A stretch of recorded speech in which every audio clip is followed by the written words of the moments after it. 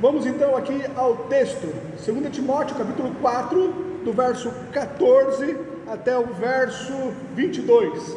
Diz assim a palavra de Deus: Alexandre, o latoeiro, causou-me muitos males, o Senhor lhe pague segundo as suas obras. Tu, guarda-te também dele, porque resistiu muito às nossas palavras. Ninguém me assistiu na minha primeira defesa, antes todos me desampararam, que isso lhes não seja imputado. Mas o Senhor assistiu-me, fortaleceu-me, para que por mim fosse cumprida a pregação, e todos os gentios a ouvissem, e fiquei livre da boca do leão. E o Senhor me livrará de toda a má obra, e guardar-me-á para o seu reino celestial, a quem seja glória para todos sempre. Amém. Saudai a Prisca e a Áquila e a casa de Onesíforo. Erasto ficou em Corinto, e deixei Trófimo doente em Mileto. Procura vir antes do inverno Eubulo e Prudente, Elino e Cláudia, e todos os irmãos te saúdam. O Senhor Jesus Cristo seja com o teu espírito, a graça seja convosco. Amém. Senhor, mais uma vez em tua presença eu suplico o auxílio do teu Espírito Santo, para que ao ministrar a tua palavra eu faça de acordo com o que está no teu coração, de acordo com o que o Senhor iluminou a minha mente. Pai, em nome do Senhor Jesus, dê discernimento, ó Pai, aqui da tua igreja que estará ouvindo, para que eles possam reter no coração só o que vier da tua parte. Eu suplico, ó Pai, que da graça do Senhor sobre nós. Eu oro a Ti, em nome de Jesus. Amém.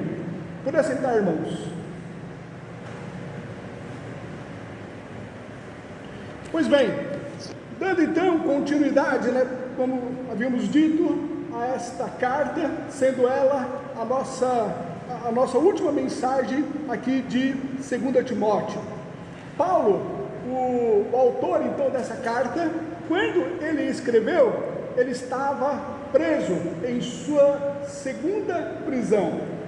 A sua primeira prisão, no qual ele ficou encarcerado, ele teve um momento mais tranquilo. Era uma casa alugada, no qual ele poderia receber visitas, no qual ele poderia estar ali pregando o evangelho, no qual ele tinha um certo conforto. Mas já aqui em sua segunda prisão, as condições já eram outras. Paulo aqui, ele estava preso em cadeias. Paulo, ele tinha guardas que estavam lhe supervisionando então a sua prisão. A acomodação, a cela que ele estava, era tipo assim um calabouço, algo realmente mais restrito, e ele estava já reconhecendo que a sua morte era iminente. Ele estava convicto realmente que não iria sair dali, e que estava prestes realmente a ser morto, como assim ocorreu. Em virtude disso, ele comprometido com o evangelho, comprometido com a palavra de Deus, comprometido com pregar o evangelho aos gentios, ele então escreve essa carta para Timóteo. Era como que se ele estivesse passando aqui um cajado. Ele tem como objetivo fazer com que Timóteo desse continuidade ao seu ministério. Ele entende que o seu tempo já está se findando, que em breve realmente ele já não estaria ali com a igreja, ele já não poderia mais estar ministrando, já não poderia mais estar pregando. Então ele convoca agora Timóteo, ele chama a Timóteo para que pudesse dar continuidade ao seu ministério. Nós vemos aqui no capítulo 4, verso 1, onde Paulo ele diz: Conjuro-te, pois, diante de Deus e do Senhor Jesus Cristo, que há de julgar os vivos e os mortos na sua vinda e no seu reino, que pregues a palavra insta tempo e fora de tempo, redargues, exortes com toda longanimidade e doutrina. Então era esse o objetivo de Paulo ao escrever a Timóteo, para que Timóteo desse continuidade ao seu ministério. Então nós vimos aqui uma carta, na verdade não direcionada à igreja, mas uma carta direcionada a um jovem pastor, a Timóteo, para que ele pudesse dar continuidade então ao ministério de Paulo. Pois bem, vamos ver aqui o final então dessa carta, a partir do verso 14. O verso 14, Paulo ele diz: Alexandre, o latoeiro, causou-me muitos males. Latoeiro vem a ser aqui alguém que trabalhava com cobre, ou então um ferreiro. Uma tradução literal aqui desse texto seria: Alexandre, o latoeiro, informou muitas coisas más contra mim. Alguns comentaristas ele entendem que esse Alexandre, o latoeiro, ele foi um caluniador, ele foi alguém que difamava a Paulo, foi alguém que resistiu ao ministério de Paulo, fazendo com que, inclusive, ocasionasse então na sua segunda prisão. Ele seria um delator, um informante, alguém que de uma forma maldosa, caluniosa, difamava a Paulo, fazendo com que ocorresse essa sua segunda prisão. Alexandre, o latoeiro, causou-me muitos males. Não obstante, nós temos aqui um apóstolo comprometido com a palavra do Senhor. Nós vemos que ele também estava sujeito a pessoas más, ruins, que o caluniaram e difamaram, ocasionando então, inclusive, a sua segunda prisão. Continua aqui o verso 14: o Senhor lhe pague segundo as suas obras. Algo interessante que vemos aqui é que, não obstante os males que Alexandre, esse latoeiro, ele causou a Paulo, o difamando, caluniando, sendo então o motivador ali da sua prisão, não houve por parte de Paulo nenhum sentimento de vingança. Paulo ele não retribuiu a este latoeiro, a este Alexandre, da mesma forma. Se ele o difamava, Paulo não o difamou. Se ele causou nele males, Paulo não retribuiu da mesma forma. O que Paulo ele fez não foi um sentimento de vingança, mas ele orou e entregou então o latoeiro nas mãos do Senhor. Diz aqui o texto: o Senhor lhe pague segundo as suas obras. Com isso nós vemos que não cabe a nós nos vingarmos das pessoas que nos fazem mal. Não cabe a nós retribuirmos as pessoas conforme as pessoas nos fazem. Não cabe a nós jogarmos o mesmo jogo sujo que as pessoas fazem conosco. É interessante nós entendermos que quem controla as nossas vidas não são as atitudes das pessoas. Quem controla nossas vidas é o Espírito Santo que está em nós. As nossas atitudes não podem ser controladas pelo que as pessoas fazem conosco. Nós não podemos reagir em relação aos outros conforme eles fazem conosco, mas nós devemos ser controlados pelos ensinamentos de Deus, pela sua palavra, deixando então que esses males que eles nos fazem, o Senhor então, como justo juiz, ele venha julgar. Veja bem, não é que nós não sejamos defendidos, ou que nós deixemos para lá. A questão é que não cabe a nós pagarmos com a mesma moeda, mas deixemos na mão de Deus, que Deus ele se vinga, que Deus ele venha julgar de uma forma justa, de uma forma severa. O autor aos Hebreus ele diz que horrenda coisa é cair nas mãos de um Deus vivo. Nós somos a menina dos olhos de Deus, e Deus cuida de nós como filho, e Deus então ele irá julgar a nossa causa, e aqueles que nos fazem mal contra nós, que não sejam nós mesmos seus algozes, mas que deixemos na mão de Deus, para que Deus então julgue, e Deus então ele nos proteja de nós não sermos iguais a eles. Paulo aqui ele diz: o Senhor lhe pague segundo as suas obras. Romanos capítulo 12, o verso 19 diz: não vos vingueis a vós mesmos, amados, mas dai lugar à ira, porque está escrito: minha é a vingança, eu recompensarei, diz o Senhor. Então, não cabe a nós estarmos nos vingando daquele que nos fazem mal, mas então colocarmos nas mãos de Deus, dar lugar à ira. Essa ira não é a nossa ira, mas a ira de Deus. E Deus então, Ele irá se vingar, Ele irá fazer justiça contra aqueles que nos fazem mal. Alexandre o latoeiro causou-me muitos males, o Senhor lhe pague segundo as suas obras.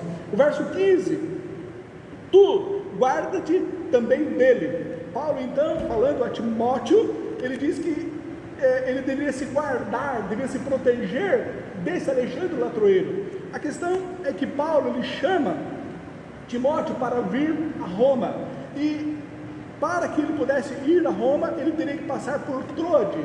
Trode é o lugar onde estava ali esse Alexandre o latoeiro. Então Paulo, ele já está prevenindo, ele já está aqui fazendo com que Timóteo tivesse conhecimento acerca desse Alexandre o latoeiro e pudesse então se proteger. Ele diz, tu guarda-te, ou seja, se proteja, tenha cautela, cuidado. Quando você passar ali por Trode, vai haver esse Alexandre o latoeiro, ele me causou males, cuidado então com esse sujeito. Tu guarda-te também dele. Aí ele diz, porque resistiu muito às nossas palavras.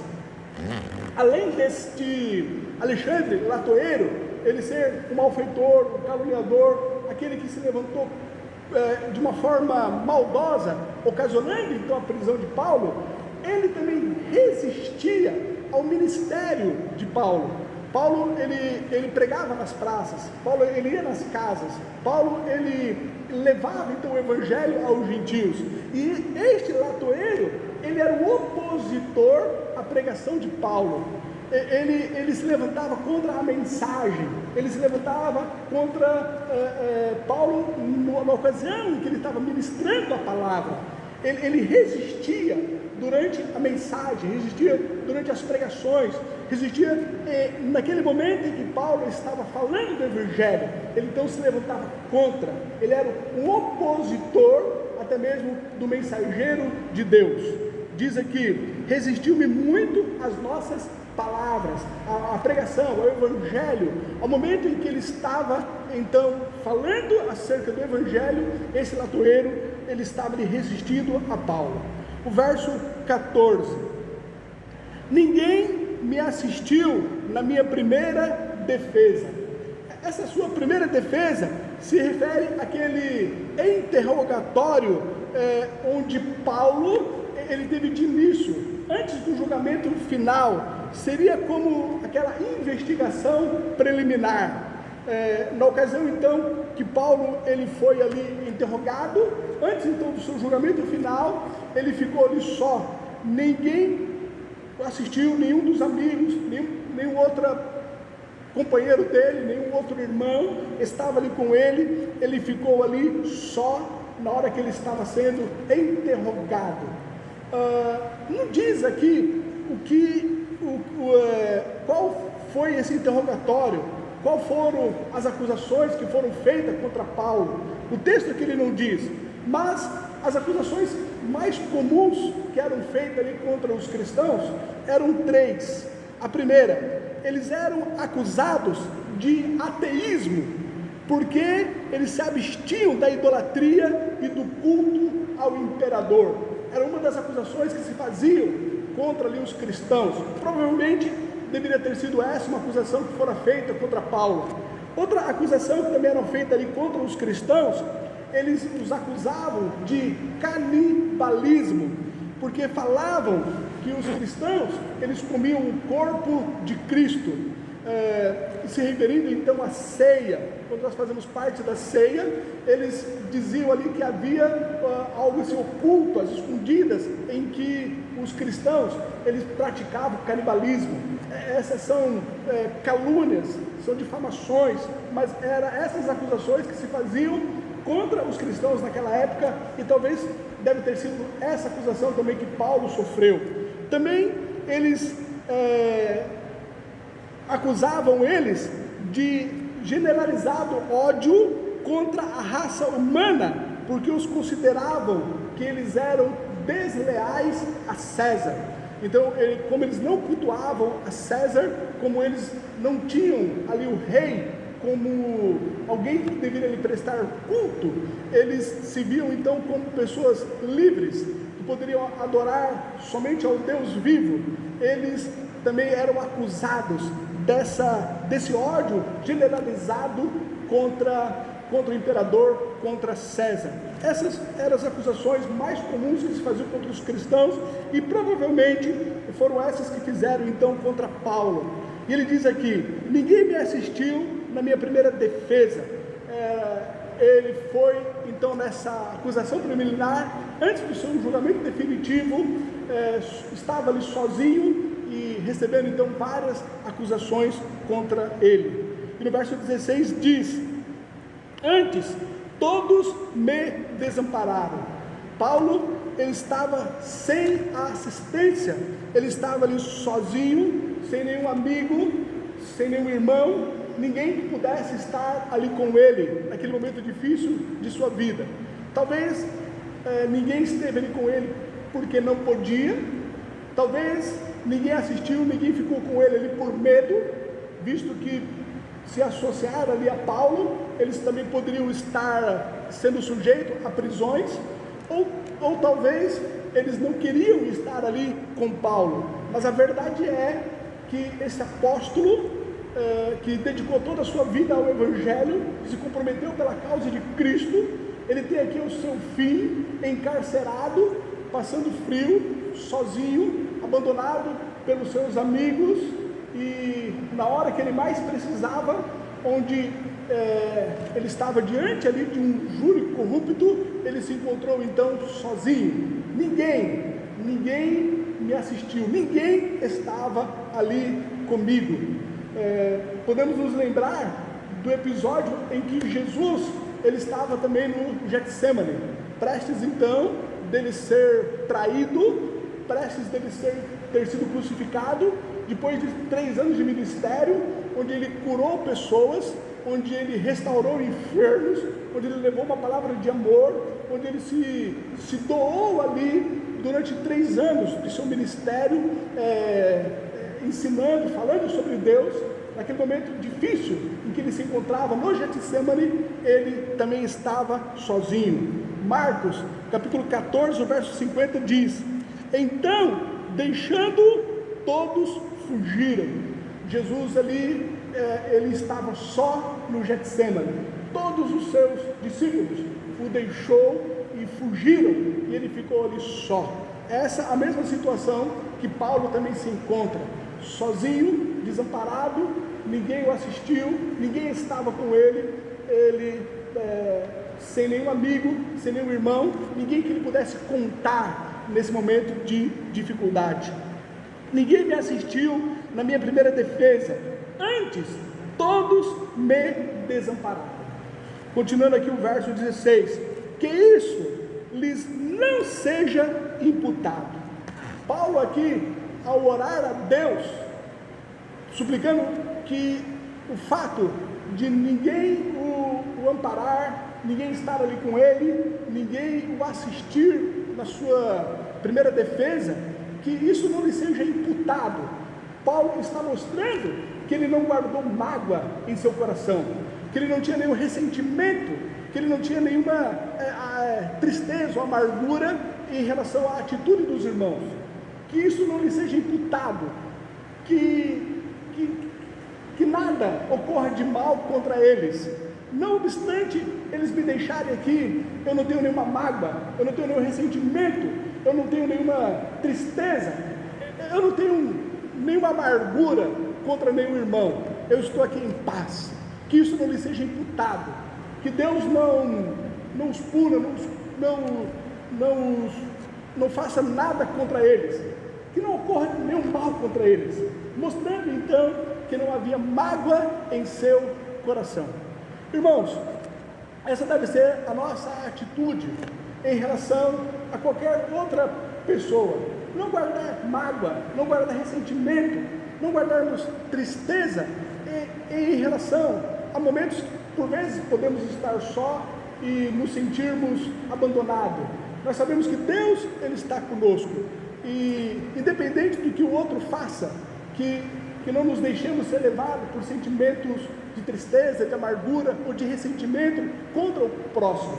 Deus, Ele nos ensina pela sua palavra que nós devemos amar os nossos inimigos, bendizer os que nos maldizem, orar pelos que nos perseguem, que não tenhamos nenhuma amargura, ressentimento contra o nosso próximo, independente da atitude que ele faça contra nós, que possamos viver em paz com todos, que isto lhes não seja imputado.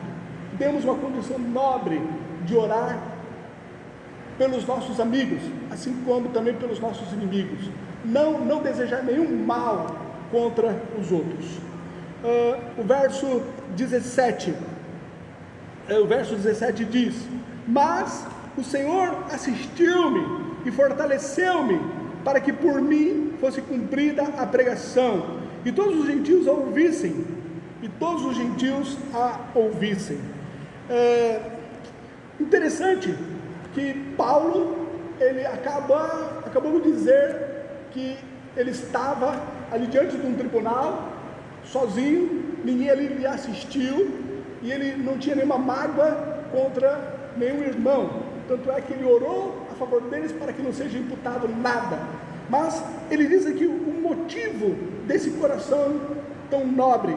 Ele diz que o Senhor o assistiu, mas o Senhor assistiu-me, e o Senhor me fortaleceu, para que por mim fosse cumprida a pregação, e todos os gentios a ouvissem. Não obstante nós nos sentirmos sozinhos, talvez no momento que mais precisássemos, algo que nós devemos entender é que Deus está conosco. Isaías, ele diz que ainda que uma mãe que deu à luz a um filho, se porventura essa vier a desamparar o seu próprio filho, Deus nunca nos iria desamparar. A palavra de Deus nos diz que Deus, ele está conosco todos os dias, até a consumação do século.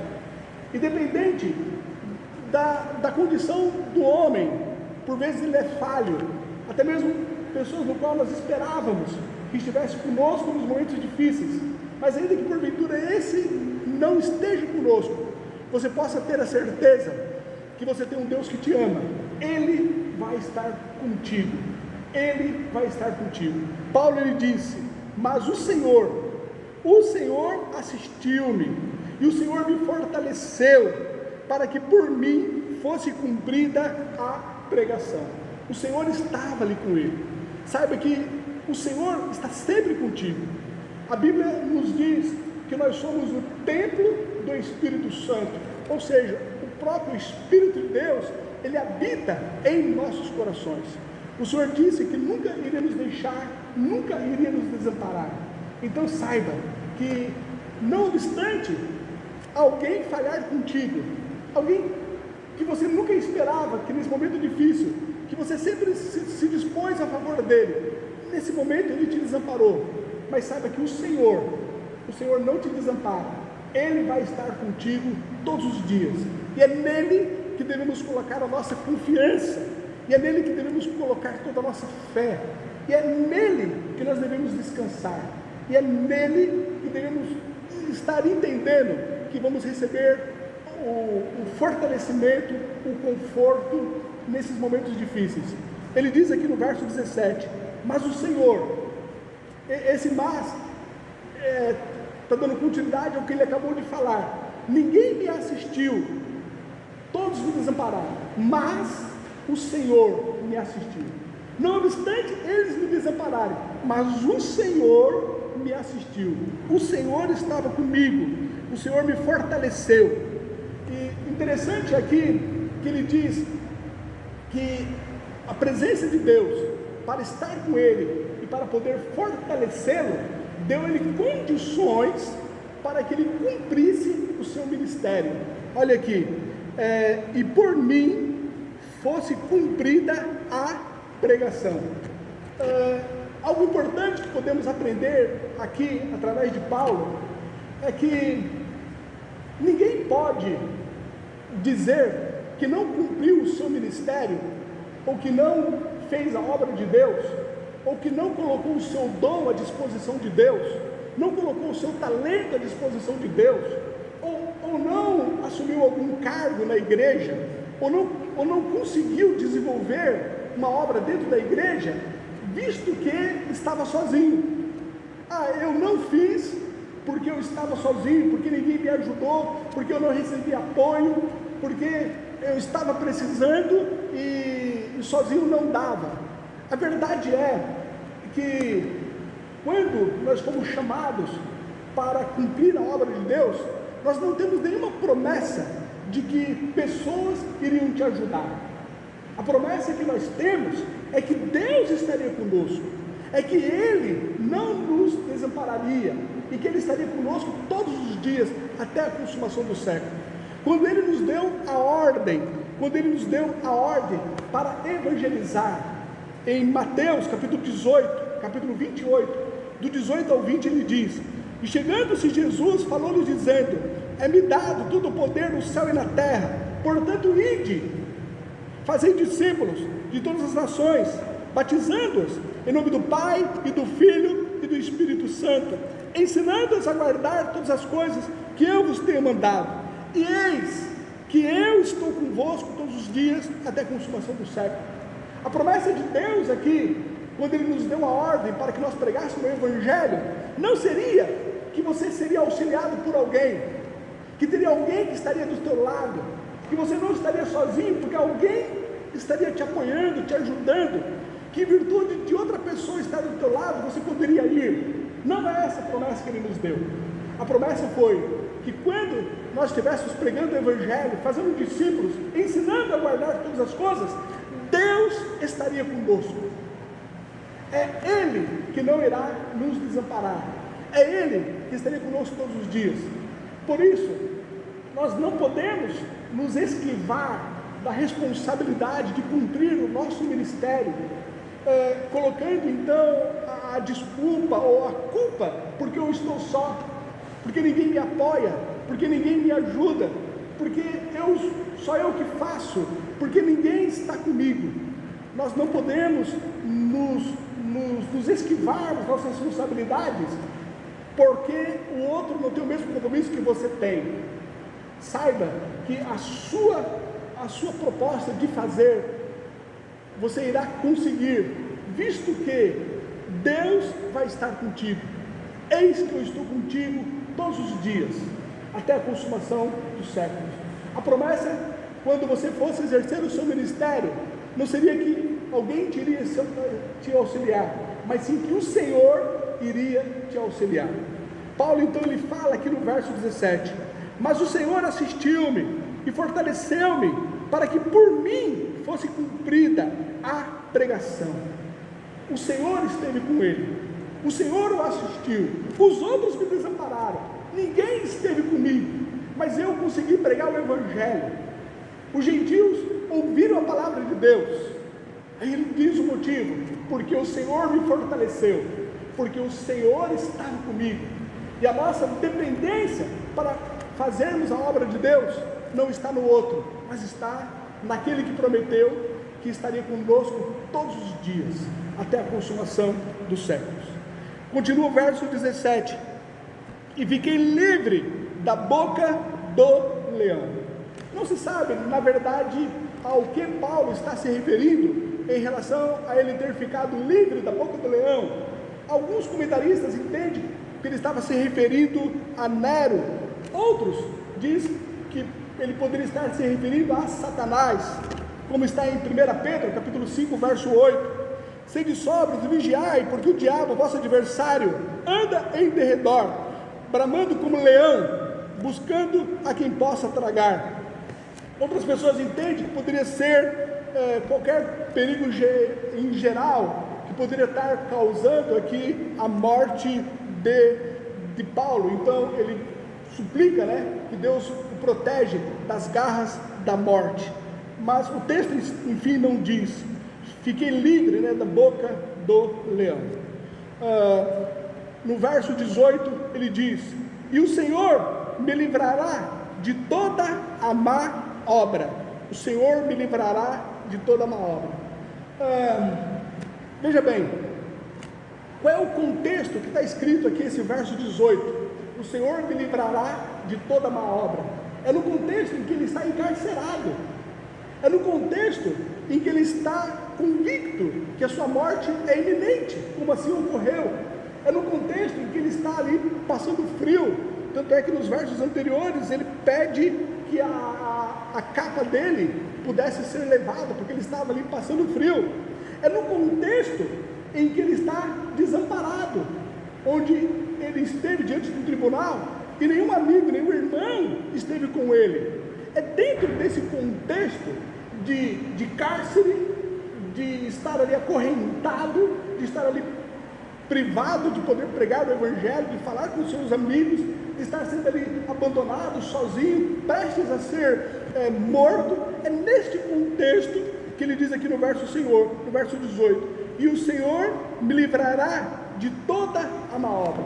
Então nós entendemos que ser livre de toda má obra não nos isenta de passarmos por tribulações, não nos isenta de passarmos por problemas, por dificuldades, por enfermidades. Entenda, nós servimos a Deus, nós temos fé em Deus vivo, nós cremos que Deus é o nosso Pai, mas nós não estamos no céu. Nós cremos que iremos para o céu, mas ainda vivemos aqui neste mundo, e nós estamos sujeitos às mesmas dificuldades que qualquer outra pessoa passa. Nós estamos sujeitos a passarmos por enfermidades, a passarmos por tribulações, a pessoas más puxar o nosso tapete, a estarmos sujeitos a passarmos por coisas ruins. Paulo, ele acabou de dizer que Alexandre, o latoeiro, me causou ali muito mal, caluniou, fez mal contra ele. Não obstante, Paulo ser uma pessoa compromissada com Deus, quando ele diz que o Senhor me livrará de toda má obra, isso não quer dizer que nós estamos isentos a não passarmos por tribulações. Estamos isentos a qualquer dificuldade. Sim, estamos sujeitos a perdermos o nosso emprego, estamos sujeitos a sermos acometidos de enfermidade, a sermos acometidos de males que podem estar nos sendo feitos. Mas quando ele diz que o Senhor nos livrará, é que não obstante qualquer momento difícil que estejamos, Deus estará colocando essa paz em nossos corações, e Deus não nos deixará desviarmos dele. Ele colocará em nós a convicção que Ele é o nosso Pai, que Ele é o nosso Senhor, e Ele nos livra de cairmos, Ele nos livra de nós murmurarmos contra Ele, Ele irá nos livrar de nós colocarmos em Deus a culpa dos males que nos acontecem. Deus, Ele nos livra de nós então estarmos agindo como os nossos algozes. Ele nos livra de nós pecarmos contra Ele. Deus, Ele nos livra, colocando em nós a fortaleza, como Ele diz aqui no verso anterior: mas o Senhor assistiu-me e fortaleceu-me, colocando essa fortaleza, essa persistência de continuarmos confiando nele, e não perdermos a fé nele, de estarmos firmes nele. O Senhor, Ele nos livra em meio às tribulações. Quando Paulo ele diz que nós devemos regozijarmos sempre, não quer dizer que nós devemos nos regozijar porque estamos enfermos, ou por perdermos o emprego, ou nos regozijarmos porque alguém nos fez mal. É nós conseguirmos aquela paz interior que faz com que a nossa felicidade, a nossa alegria em Cristo, ela continue, mesmo em meio às tribulações, mesmo em meio às dificuldades. Se eu desse aqui uma oportunidade para que o irmão falasse acerca de como tem sido a sua semana, ou como tem sido o seu mês, alguma dificuldade que você tem passado, eu creio que algum irmão iria dizer que está enfermo, ou que perdeu o emprego, ou que foi prejudicado dentro do seu emprego, ou que tem algum parente que fez um mal a você. Mas a verdade é que, não obstante as tribulações que nós estamos passando, você está aqui, você está confiando no Senhor, a sua fé não foi abalada, a sua confiança no Deus que é justo, ela continua. Isto é, o Senhor estar te livrando de toda má obra, que possa surgir, inclusive do seu próprio coração, porque o seu coração ele continua puro, com a sua fé convicta em Deus.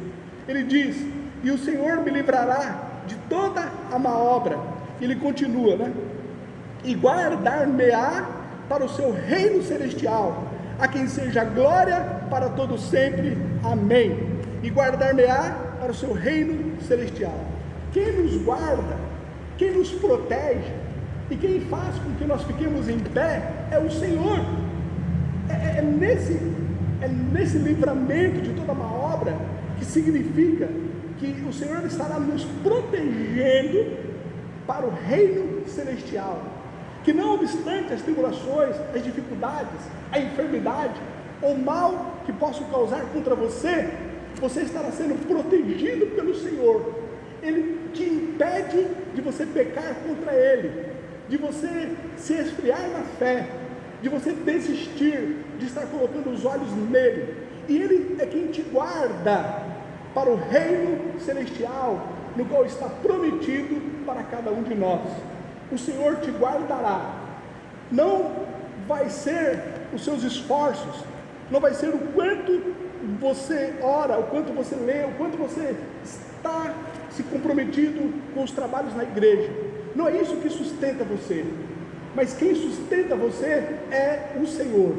Olha o que diz aqui a parte B do verso 18: e guardar-me-á, é o Senhor quem te guarda, guardar-me-á para o seu reino celestial. É o Senhor quem te guarda para o reino celestial, e em virtude disso nós damos a Ele a glória para todo sempre. Amém. Judas, o verso 20, o verso 24, o verso 25 diz: ora, aquele que é poderoso para vos guardar de tropeçar e apresentar-vos irrepreensíveis com alegria perante a sua glória, ao único Deus sábio, Salvador nosso, seja glória e majestade, domínio e poder para todos sempre. Amém. 1 Tessalonicenses capítulo 5, verso 23, verso 24 diz: e ao mesmo Deus de paz vos santifique em tudo, e todo o vosso espírito e alma e corpo sejam plenamente conservados e irrepreensíveis para a vinda de nosso Senhor Jesus Cristo. Fiel é o que vos chama, o qual também o fará. João capítulo 17, o verso 11 diz: e eu já não estou mais no mundo, mas eles estão no mundo, e eu vou para ti. Pai Santo, guarda em teu nome aqueles que me deste, para que sejam um, assim como nós. É o Senhor quem te guarda, é o Senhor que te protege de tropeçar, é o Senhor que vai te livrar de toda má obra, é o Senhor que te guarda para o reino celestial. É essa nossa confiança que nos faz nos deleitarmos no Senhor, que faz com que nós saibamos, se estamos em pé, é por causa dele. Por isso que nós não vivemos por obras, mas vivemos por fé, fé em um Deus que cuida de nós. O verso 19 ao verso 22, nós temos aqui somente algumas saudações finais. Saúda a Prisca e a Áquila e a casa de Onesíforo. Erasto ficou em Corinto e deixei Trófimo doente em Mileto. Procura vir antes do inverno. Talvez seja esse o motivo, né, que ele pede que Timóteo traga para ele aí a capa, né, que ele estava querendo se proteger então do frio. Procura vir antes do inverno. Eúbulo, Eprudente, Lino e Cláudia e todos os irmãos te saúdam. O Senhor Jesus Cristo seja com teu espírito, a graça seja convosco. Amém. Algumas lições que podemos tirar aqui desse texto, dessa leitura que nós tivemos. A primeira lição é que, semelhante a Paulo, nós não venhamos nos vingar de quem nos faz mal, mas sim entregar essas pessoas na mão de Deus. Não seja como os outros, não se sujeite a ter um comportamento como os outros têm, mas se alguém lhe faz mal, pague com bem, e deixe que o Senhor venha se vingar, não se vingue. A segunda lição que nós aprendemos aqui, que semelhante a Paulo, não venhamos guardar mágoa em nossos corações daqueles que nos abandonaram no momento que mais precisamos, mas sim estar orando por eles. A terceira lição, quando Deus nos ordenou a cumprir a sua ordem, não prometeu que outras pessoas estariam conosco, mas sim que Ele nunca iria nos abandonar. Então nós não temos desculpa de não estarmos cumprindo o nosso ministério, porque estamos só, porque Ele nunca te prometeu que outros estariam te ajudando, mas Ele prometeu que era Ele que estaria te ajudando, era Ele que estaria contigo. A quarta lição, o fato de Deus estar conosco e nos livrar, isso não nos isenta de passarmos por tribulações. Ainda fazemos parte desse mundo, estamos sujeitos a enfermidades, ao Covid, por isso é que temos que usar máscara, por isso é que temos que ficar tendo espaço entre um do outro, por isso é que temos que estar nos protegendo. Pessoas más fazem parte do nosso contexto, da nossa história. O fato de você se santificar, se consagrar, isso não nos livra da maldade do mundo, mas Deus vai estar contigo, te dando a paz, te dando sabedoria, para que não obstante o mal que possam te fazer, você vai continuar firme, santo no Senhor. A última lição, quem nos guarda para alcançar o reino celestial é o próprio Deus. Se estamos em pé, isto não é nosso mérito, mas é o Senhor quem tem nos protegido. Vamos orar. Ó Deus, obrigado pela tua bendita palavra, que nos ensina mais acerca de verdades que o Senhor tem deixado para nós. Pai, que mediante o que temos aprendido, que nós não sejamos somente ouvintes, mas venhamos praticar, venhamos colocar em prática, Pai, essas verdades. Muda o nosso comportamento, muda a nossa maneira de viver, que venhamos nos comportar a semelhança do exemplo de Paulo, que tenhamos, ó Pai, um testemunho fora aqui da igreja, um comportamento que nos assemelhemos a Cristo. Pai, obrigado pela tua bendita palavra. Eu oro a Ti em nome de Jesus. Amém.